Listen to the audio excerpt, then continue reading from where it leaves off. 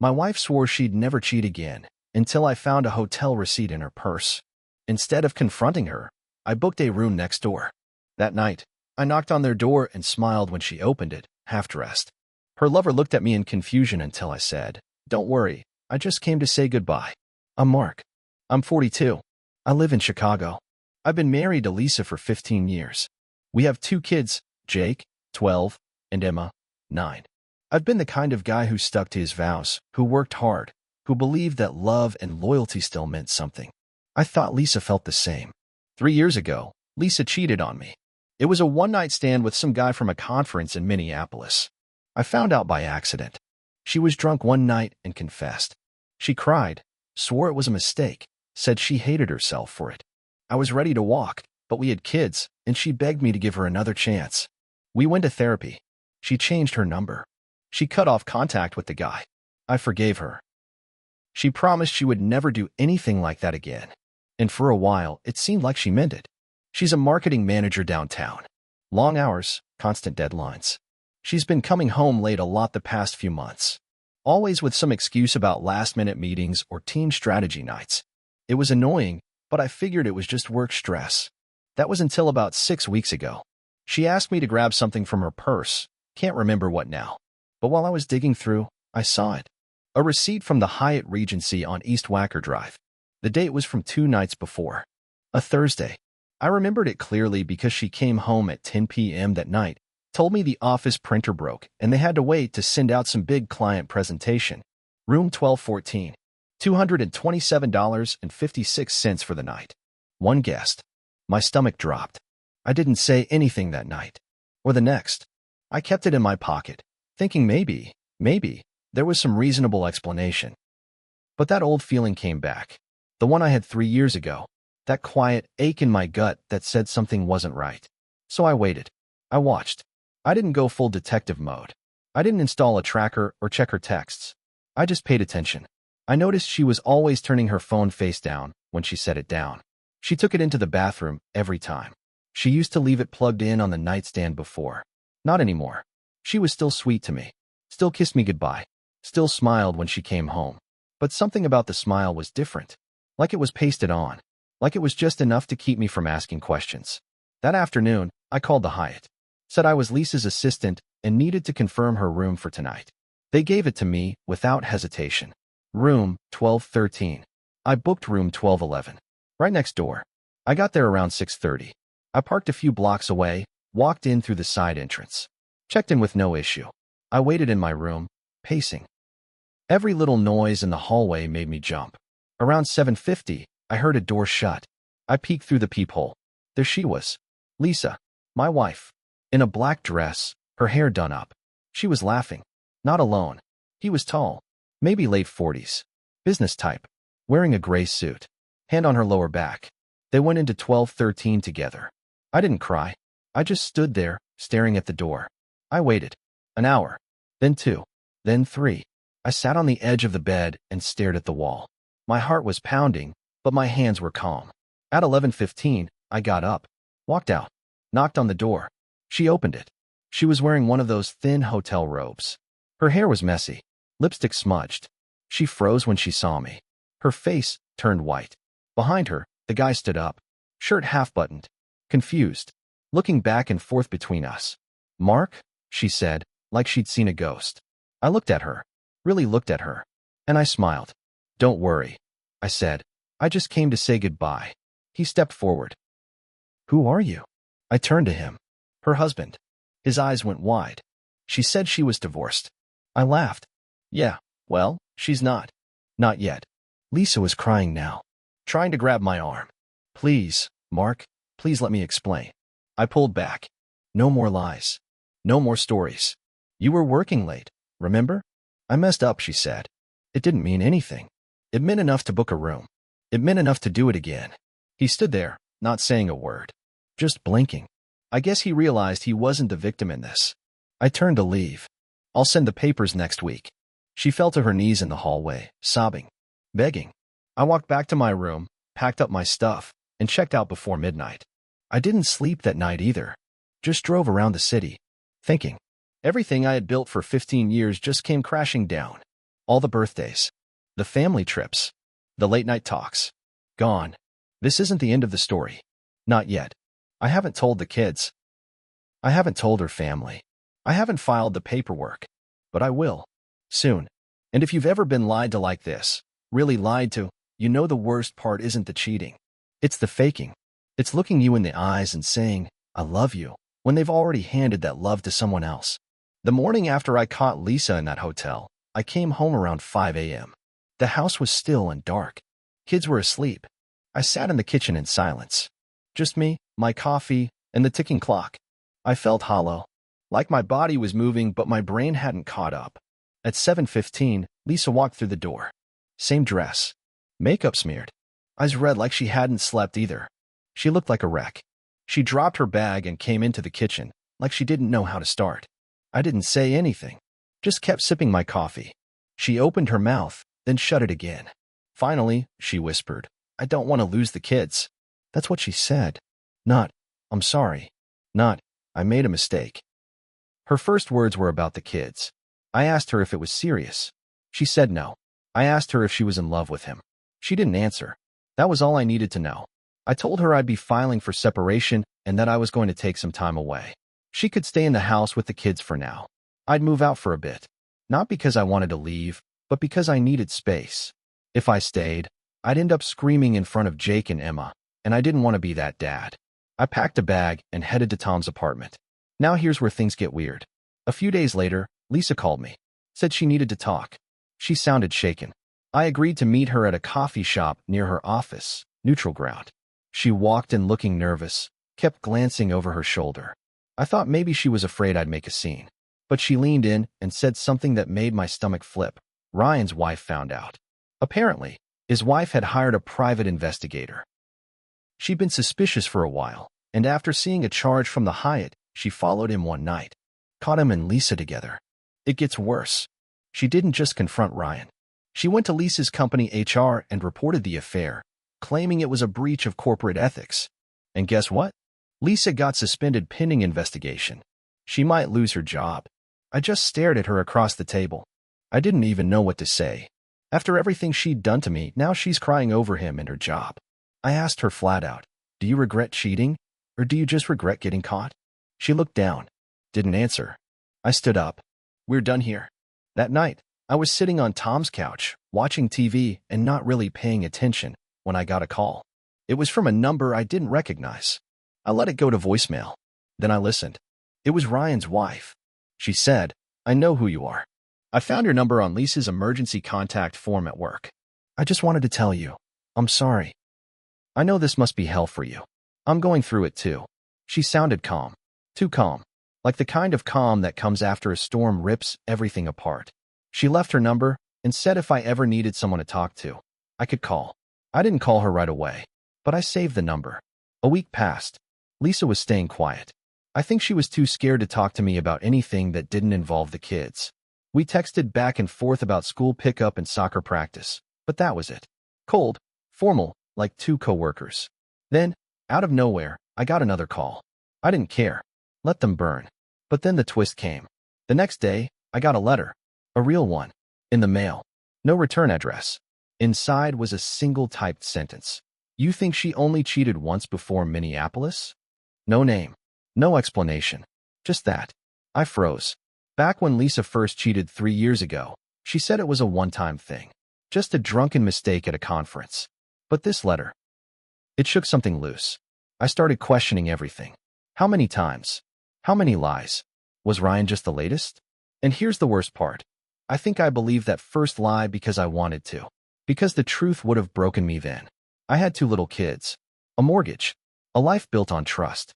So I swallowed it. But now, I couldn't ignore it. I called Tom. Told him about the letter. He said what I was thinking. Man, there's more. I can feel it. Now I'm digging. I pulled our old phone records from the last 4 years. I started looking for patterns. Out-of-town numbers. Repeated texts. Voicemails. There are names I don't recognize. Times she told me she was at the office, but her phone pinged at a hotel out by O'Hare. I don't know how deep this goes yet, but I'm going to find out.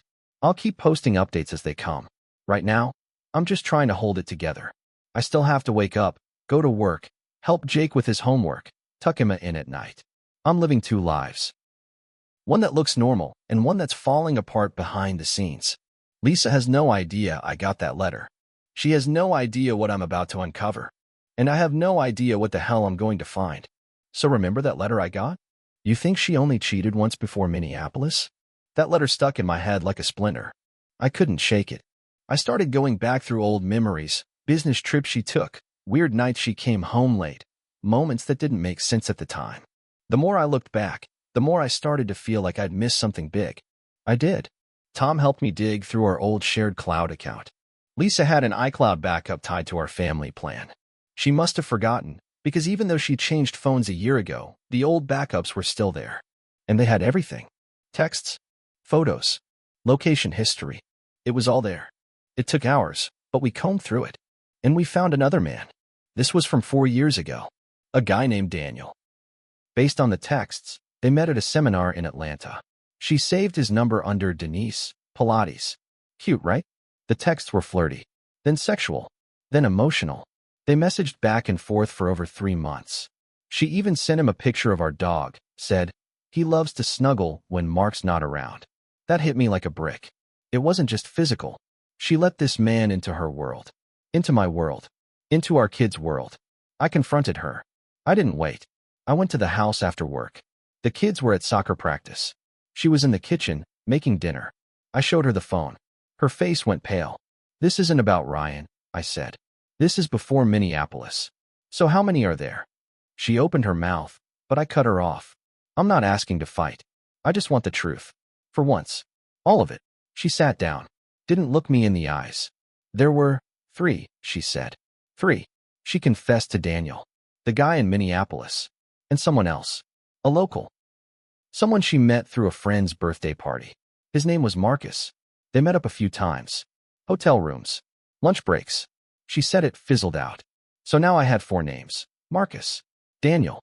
Minneapolis guy. She never gave his name. And Ryan. My wife had slept with 4 different men over the last 5 years.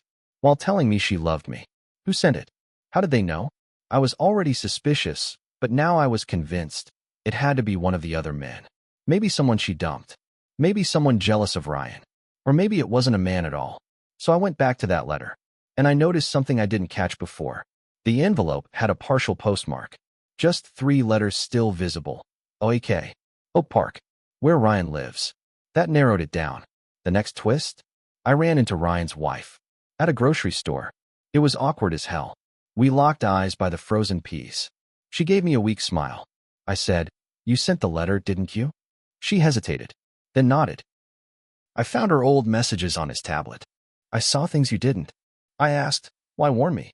She looked me straight in the eyes and said, because I wish someone had done it for me. We talked for 20 minutes in the parking lot. She told me Lisa had been contacting Ryan even after the suspension. Burner number. Encrypted app. They were planning to move forward if they didn't lose their jobs. She said Ryan told her Lisa was going to leave me once the dust settled. That was never the story I got. I felt sick. Not just because of what Lisa did, but because of how deep the lie had gone. I asked her if she had the messages. She did. She emailed them to me that night. I read every word. Lisa telling Ryan that Mark is soft. He won't leave. He's scared of change. Lisa saying, I don't love him anymore, but I need to keep things calm until we figure this out. Lisa joking about my dad bod and calling me emotionally fragile. Ryan replying, don't worry, babe. I've got you. I'll handle my wife. Just keep the mask on a little longer. It wasn't just betrayal. It was cruelty. Quiet, hidden cruelty. The kind that pretends to care, pretends to smile at dinner, pretends to be a partner, while stabbing you slowly in the back. And she was going to wait me out. So here I am now. The lawyer is ready. The kids still don't know. Lisa thinks I'm dragging my feet. But I'm watching. Waiting. Because I've got something planned. Not out of revenge. Not out of rage. Out of truth. Lisa thought things were settling down. She figured I was done digging, done questioning. After she confessed about the other men, she went quiet. She still slept in the house. Still packed the kids' lunches. Still played the part. But I couldn't unsee what I'd seen. The messages. The mocking. The plans she made with Ryan about me, while looking me in the eye and asking if I needed anything from the store. I decided there would be one last conversation, but not in private. Not where she could control the narrative. I picked a Saturday. Emma had a school play at noon. Lisa's parents were visiting from Joliet, staying for the weekend. We'd all agreed to meet for lunch after the play at a pizza place near our old neighborhood, Giordano's, on Rush Street. Family spot. Kids love it. I planned everything. We got there early. Lisa was smiling, acting normal. Her parents were fussing over the kids, laughing, ordering appetizers. Jake was trying to steal pepperoni off someone else's slice. It looked like a normal Saturday with a normal family. Then I stood up. "Can I say something?" I said, loud enough for everyone at the table to hear. Lisa looked at me, confused. Her dad paused mid-sip. "I want to say something before the food comes."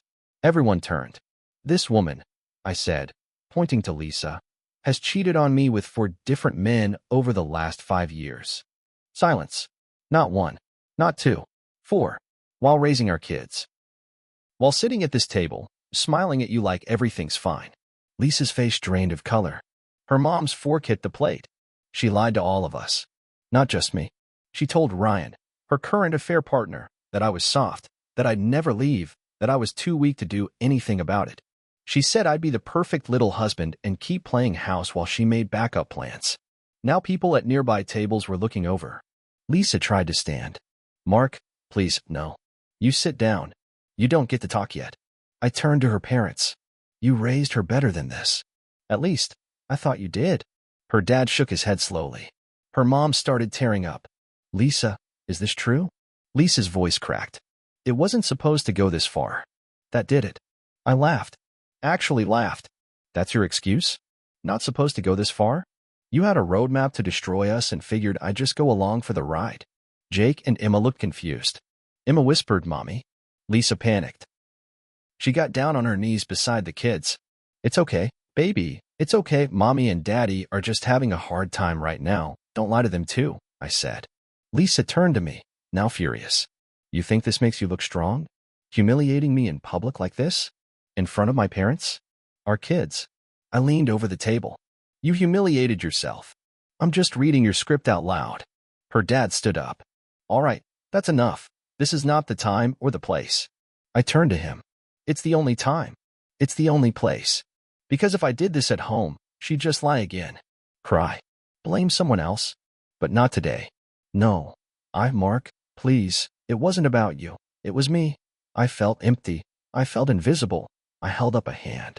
"You know who else feels invisible? The guy sitting at home while his wife tells another man she's planning a future without him." She fell silent. I stepped back. "You need to leave the house tonight. I already filed. The papers will come this week. We'll sort custody through the court. I'm not playing pretend anymore." She left. That night, her parents went with her. Emma cried a lot. Jake didn't. He just stared out the window, quiet. He's always been the more internal one. I sat with him that night and said, "It's okay to be mad at me. Or her. Or both. Just don't hold it in." He didn't say anything for a while. Then, softly, "Did she lie to us too?" I nodded. "Yeah, but we're gonna be okay. It's been 6 months now." Lisa tried to get joint custody, but the court ruled in my favor after seeing the messages and hearing the psychologist report. She gets every other weekend. She's still trying to fix her job situation. Ryan's gone. Fired. His wife took the kids and moved to Michigan. Tom's been a rock. My parents came to stay for a bit. Emma's back in dance. Jake's starting baseball. Me? I'm healing. Some days are quiet. Some are really, really hard. The bed still feels too big sometimes. The silence at night is heavy. But I'm not pretending anymore. I'm not lying to myself or anyone else. Lisa sends emails now. Cold ones. Legal ones. She's not the woman I married. Maybe she never was. I've learned a few things. First, love can't survive without respect. Second, forgiveness without change is just enabling. Third, and this is the hardest, sometimes the person you built your world with is the one holding the wrecking ball. But here's the thing. I'm still standing. Still working. Still showing up for my kids. Still me. And I'm not looking back. Not anymore.